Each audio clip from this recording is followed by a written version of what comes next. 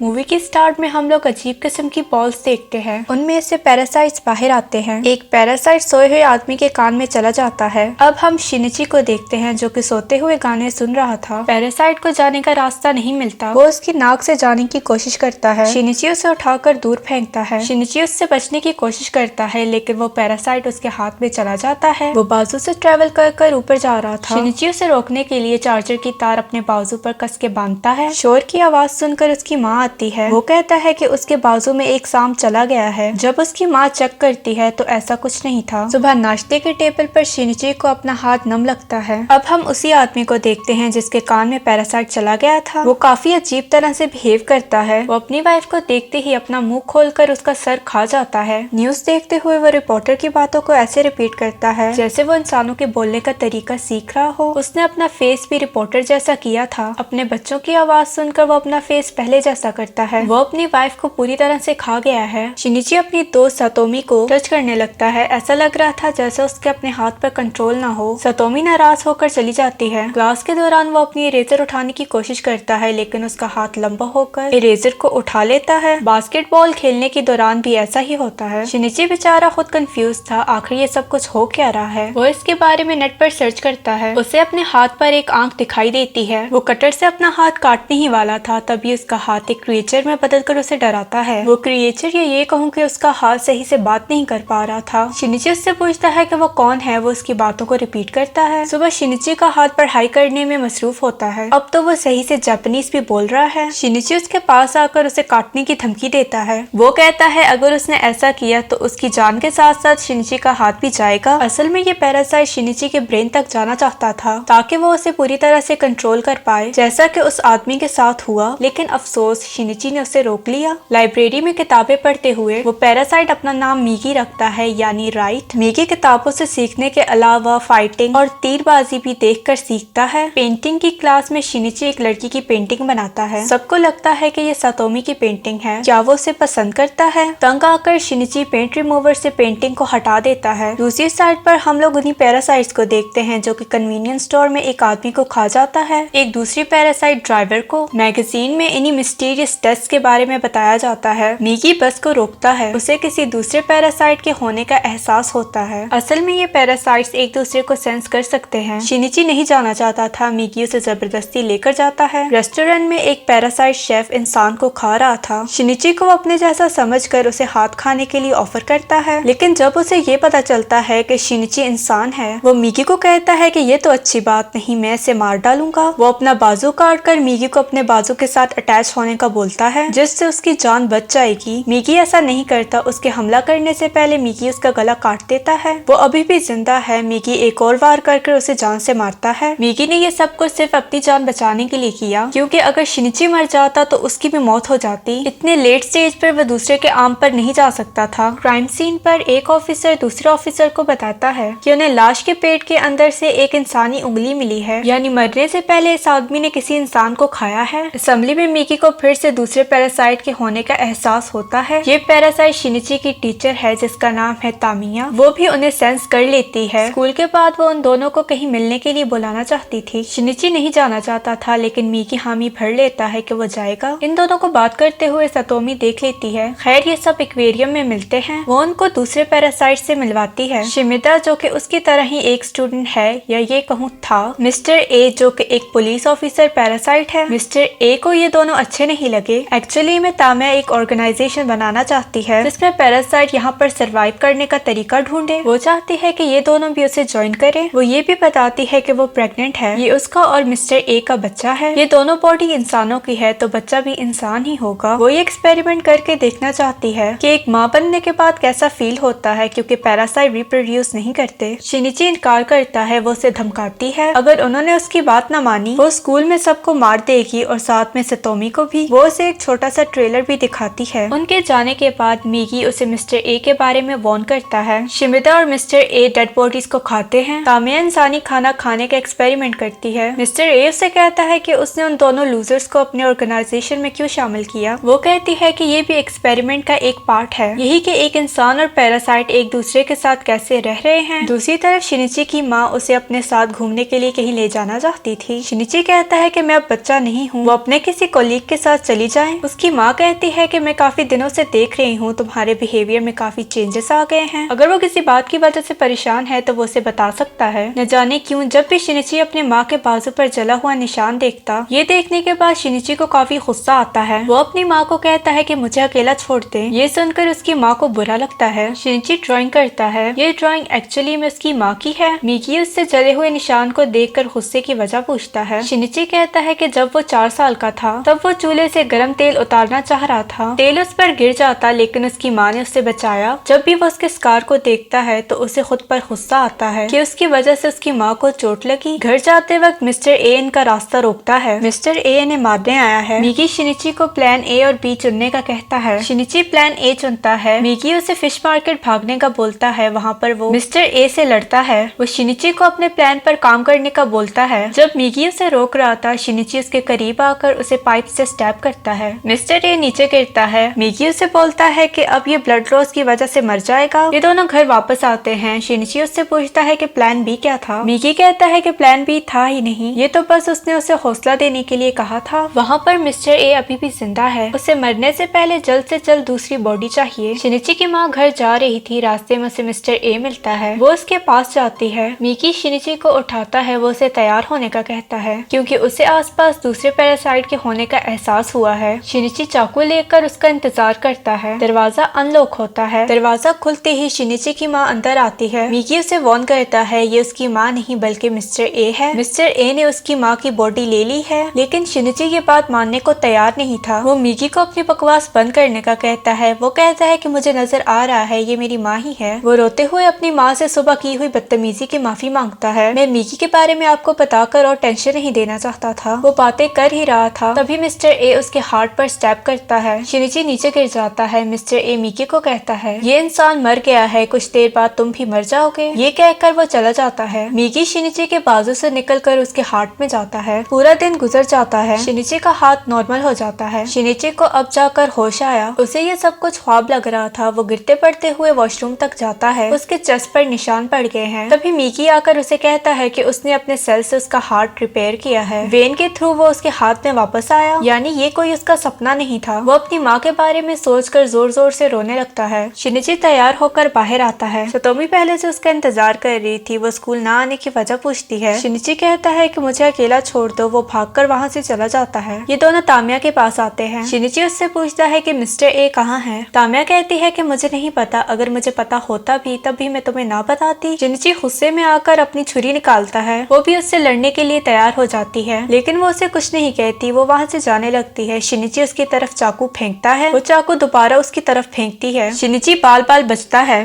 Mickey को फिर से दूसरे पैरासाइट सेंस होते हैं। वो शिनिची को बताता है कि इनकी तादाद बहुत ज्यादा है। ये पैरासाइट एक्चुअली में क्राउड में नहीं बल्कि ऊपर खड़े हैं। ये पैरासाइट पॉलिटिक्स में भी आ गए हैं। ये इंसानों के बीच में रहकर हर फील्ड में अपनी जगह बना रहे हैं, यहाँ तक कि पॉलिटिक्स में भी। अगले सीन में शिनिची के घर में वही 2 डिटेक्टिव आते हैं। शिनिची ने अपनी माँ की मिसिंग रिपोर्ट लिखवाई है। वो इसी सब के बारे में डिस्कस करते हैं। मिकी शिनिची के पीछे छुपा है। स्कूल में सतोमी शिनिची को शिमिदा से मिलवाती है। वो यहाँ नया आया है। शिमिदा उसका हाथ जोर से दबाता है। बदले में शिनिची भी ऐसा ही करता है। उसके जाने के बाद वो सतोमी को उससे दूर रहने का कहता है। तामिया ने उसे उन दोनों पर नजर रखने के लिए भेजा है। मिकी शिनिची को बताता है जब उसने उसका हार्ट रिपेयर किया था तो उसकी बॉडी में अभी भी उसके सेल्स घूम रहे हैं, इसलिए शिनिची का एटीट्यूड कुछ न कुछ मिकी जैसा हो रहा है। इसकी वजह से अब मिकी को ज्यादा नींद भी आने लगी है। उसके सेंस भी पैरालाइज हो रहे हैं, इसीलिए वो शिनिची को रोकता है कि वो मिस्टर ए को ना ढूंढे। अगर फाइटिंग के दौरान वो सो गया तो उसे कोई नहीं बचा पाएगा और न ही उसके पास पहले जैसी पावर्स बची हैं कि वो शिनिची को दोबारा सही कर पाए। मिकी को नींद आती है। वो सो जाता है। तामिया उसी पॉलिटिशियन के पास आती है। वो उन इंसानों की किलिंग कम करने का बोलती है। वो कहता है कि जब वो इलेक्ट हो गया तब वो पैरासाइट के खाने के लिए इंसान स्मगल करेगा। पुलिस वाले सर्च करते हैं। पूरी वेबसाइट पे ये बात फैली है। पैरासाइट को आइडेंटिफाई करने के लिए उनका एक बाल तोड़ना होता है। अगर वो कीड़े की तरह हरकत करता है तो इसका मतलब वो इंसान पैरासाइट है। सतोमी शिनिची को अपने साथ शॉपिंग करने के लिए लेकर जाती है। वापस आते वक्त शिनिची को आवाज आती है। उसकी सुनने की पावर्स भी तेज हो गई हैं। वो रोड पर पड़े हुए कुत्ते को उठाता है। जब वो उसे चेक करता है तो वो मर चुका था। शिनिची उस कुत्ते को डस्टबिन में डाल देता है। सतोमी उससे नाराज होती है कि उसने कुत्ते के साथ ऐसा क्यों किया। शिनिची उससे कहता है वैसे भी ये कुत्ता मर गया था, ये एक गोश्त के टुकड़े के अलावा और कुछ नहीं। सतोमी को यकीन नहीं आ रहा था कि ये शिनिची है। वो उससे नाराज होकर चली जाती है। शिनिची मिकी से पूछता है क्या मैंने कुछ गलत कहा। मिकी कहता है कि जो जवाब उसने उसे दिया ये सोच मिकी की है।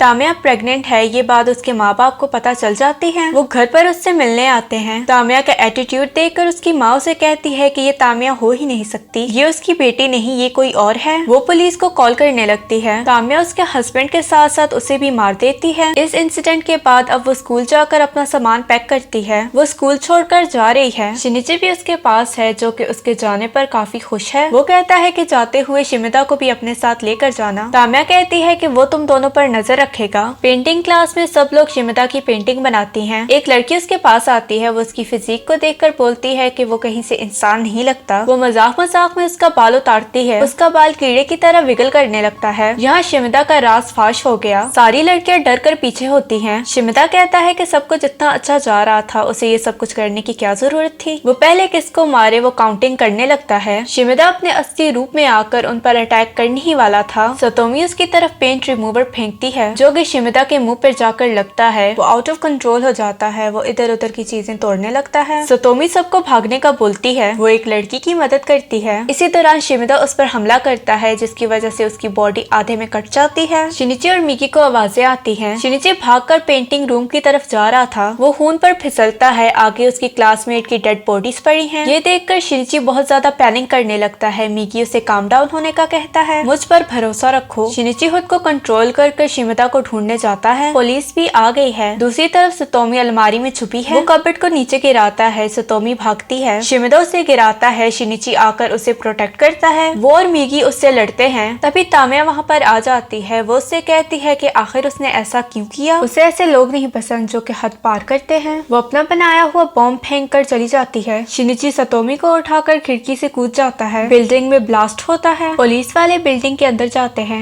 शिमिदा अभी भी जिंदा है। वो पुलिस वाले को मार देता है। दूसरे पुलिस वाले डर कर उस पर फायरिंग करते हैं। शिमिदा रूफटॉप की तरफ जा रहा है। शिनिची भी सामने वाली बिल्डिंग के रूफटॉप पर आता है। वो एक सरिया लेता है। मिकी बो बनता है। ये लोग शिमिदा के आने का वेट करते हैं। दरवाजा खुलता है। शिनिची सरिया छोड़ता है। वो सीधा जाकर शिमिदा को लगता है। वो मर जाता है। तामिया शिनिची के पास आती है। शिनिची उसे कहता है कि ये सब होने से पहले मुझे पहले ही तुम दोनों को मार देना चाहिए था। तामिया उसे कहती है कि उसके पेट में इंसानी बच्चा है, वो उसे नहीं मार सकता। मिकी उसको कहता है कि क्या तुम्हें वाकई ही लगता है कि एक पैरासाइट इंसानी बच्चे को पाल सकती है। तामिया एक्सपेरिमेंट के चलते मदरहुड को एक्सपीरियंस करना चाहती थी। फाइनली वो शिनिची को मिस्टर ए का पता दे देती है। वो दोनों मिस्टर ए के पते तक पहुंच आए हैं। मिस्टर ए उन्हें देखकर खाली जगह पर जाता है। शिनिची भी उसका पीछा करता है। ये दोनों आमने सामने खड़े हैं। मिकी उसे भागने का बोलता है क्योंकि अब उसे नींद आ रही है। वो खुद को एक तलवार में ढाल लेता है। अब शिनिची को ही सब कुछ संभालना होगा। मिस्टर ए उसके ऊपर अटैक करता है। वो उससे बचता है। मिस्टर ए हैरान होता है क्योंकि इंसान ऐसे नहीं लड़ सकता। शिनिची काफी अच्छे से फाइट करता है। वो उसे मारने ही वाला था। वो उसकी माँ की एक्टिंग करता है। शिनिची इमोशनल होकर रुक जाता है। मिस्टर ए उसके ऊपर हमला करता है लेकिन वो बच गया। कुछ भी हो, शिनिची की माँ ने अभी भी उसे बचाया है। शिनिची उसका गला काट कर उसे मार देता है। दूसरी साइड पर हमें दिखाया जाता है पैरासाइट्स इलेक्शन जीत गए हैं। वहाँ पर कमांडर यामागिची पैरासाइट्स के केसेस को डील करेगा। पॉलिटिशियन अपने बॉस के पास आता है। ये सब पैरासाइट्स का बॉस है। उसका एक ही मकसद है, इंसानों को खत्म करना। शिनिची सतोमी के पास हॉस्पिटल में है। वो भी कसम खाता है कि वो इन पैरासाइट्स को एक एक करके मार देगा। यही अब उसकी जिंदगी का मकसद है। सामने वाली बिल्डिंग से कोई उन दोनों की पिक्चर्स लेता है। यहाँ ये वीडियो खत्म हो जाती है। अगर आपको ऐसे ही वीडियोस देखना पसंद है, चैनल को सब्सक्राइब करके बेल नोटिफिकेशन ऑन करना मत भूलना। मिलते हैं अगली वीडियो में।